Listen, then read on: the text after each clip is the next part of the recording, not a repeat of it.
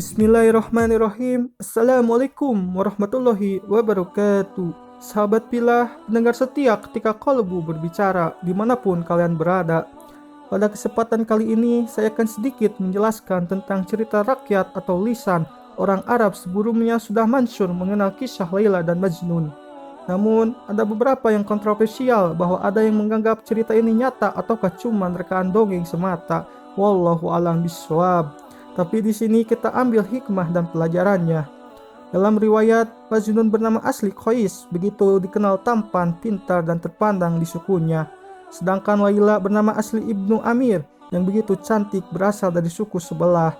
Dalam kisahnya, karena dalam lingkup satu sekolah yang sama, ketika Majnun pertama kali melihat paras Laila yang cantik rupawan, seketika ia jatuh cinta. Pemuda-pemudi zaman sekarang kerap menyebutnya jatuh cinta pada pandangan pertama. Seketika Majnun kehilangan kesadaran karena tumbuh benih-benih cinta yang tak ia sangka. Begitupun Laila ketika untuk pertama kalinya menatap wajah Qais langsung terpikat. Dua orang anak muda itu sama-sama jatuh cinta, bahkan keduanya digambarkan sedang mabuk cinta. Wahai Laila, cinta telah membuatku lemah, tak berdaya seperti anak hilang, jauh dari keluarga dan tidak memiliki apa-apa. Mereka mengatakan aku telah tersesat. Wahai, mana mungkin cinta menyesatkan, jiwa mereka sebenarnya kering, laksana dedaunan diterpa panas mentari siang. Bagiku, cinta adalah keindahan yang membuat mata tak bisa terpejam. Pemuda mana yang bisa selamat dari api cinta? Majnun ketika gila sering dikerumuni orang karena ia kerap kali mengubah syair. Begitu ditunggu-tunggu karena keindahannya. Setelah beberapa lama, ia seperti orang tidak terawat, tidak pakai baju dan rambutnya gondrong. Begitupun Laila yang dalam beberapa bagian ceritanya kerap kali mengeluarkan puisi, dan pada akhirnya puisi-puisi Laila dikirim melalui surat untuk Majnun. Dalam waktu yang tidak begitu lama, tersebarlah gosip tentang kedua anak muda yang tengah dimabuk cinta tersebut. Dari berita itu, ayah Laila merasa hal itu merupakan pencemaran nama baik yang dianggap meruntuhkan kehormatan suku. Maka supaya tidak menjadi bahan omongan terus-menerus, kemudian Laila tidak lagi diperbolehkan sekolah kembali. Dua anak muda yang sedang mabuk-mabuknya sekarang dipisah. Kemudian dimulailah babak pertama kegilaan Qais. Majnun berusaha dengan berbagai cara untuk bertemu Laila, akan tetapi tidak bisa. Lalu mulailah muncul syair-syair, tangisan-tangisan rindu Majnun. Kemana-mana hanya menyebut nama Laila, Laila, Laila, dan Laila. Bahkan ia rela menyamar sebagai kambing dan berjalan di antara kambing-kambing tersebut ketika melintasi kediaman Laila. Dalam riwayat lain, Majnun rela menyamar sebagai pengemis yang hina ke desa Laila dan menyamar sebagai pembantu perempuan yang tak lain supaya kembali bisa menatap kekasihnya. Singkat cerita, karena Laila juga sangat merindukan Majnun, ia pun kerap kali merenung dan mengharap kembali kedatangan Majnun. Ia kerap setiap saat menyeru nama Majnun di penjara kamarnya, begitupun di taman kediamannya.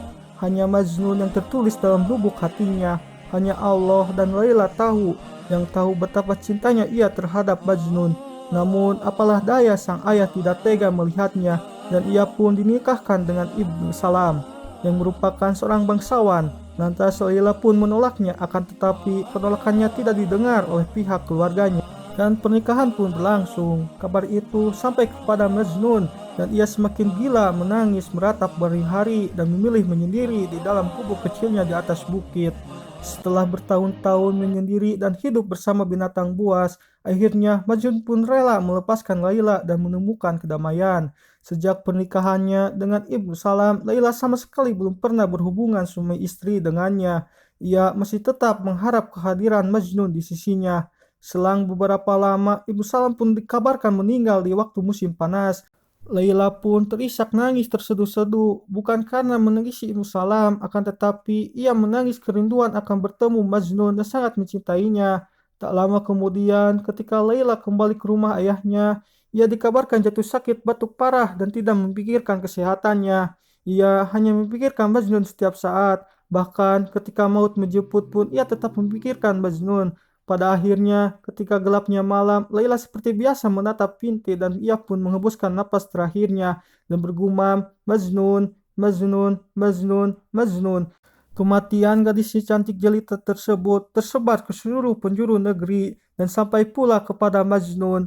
Ia pun seketika pingsan di tengah padang gurun. Ketika kembali sadar, ia pun langsung bergegas menuju desa Laila dan berkunjung ke makam Laila. Ketika tidak sanggup jalan, ia pun menyeret tubuhnya untuk sampai ke makam Laila. Ia pun meletakkan tubuhnya di atas makam Laila dan diriwayatkan setelah beberapa hari, Majnun pun turut meninggal. Jasad Majnun pun baru ditemukan 1 tahun setelahnya. Di akhir kisahnya, seorang sufi dalam mimpinya melihat Majnun tengah dibelai dengan penuh rasa cinta dan sayang oleh Allah Subhanahu wa Ta'ala. Kemudian ia pun mendudukan Majnun di sampingnya. Kemudian berkatalah Allah Subhanahu wa Ta'ala kepada Majnun, "Apakah engkau tidak malu, wahai Qais, memanggil-manggil namaku dengan sebutan Laila setelah kau meminum-minum anggur cintaku?" Tak begitu lama, sang supi pun terbangun dan berangan-angan. Jikalau Majnun begitu diperlakukan demikian penuh kasih sayang oleh Allah Subhanahu wa Ta'ala, lantas bagaimana dengan Laila? Seketika Allah memberikan ilham kepadanya bahwa kedudukan Laila jauh lebih agung dan tinggi daripada Majnun, karena ia menyembunyikan segala rahasia cintanya dalam diri dan hidupnya sendiri.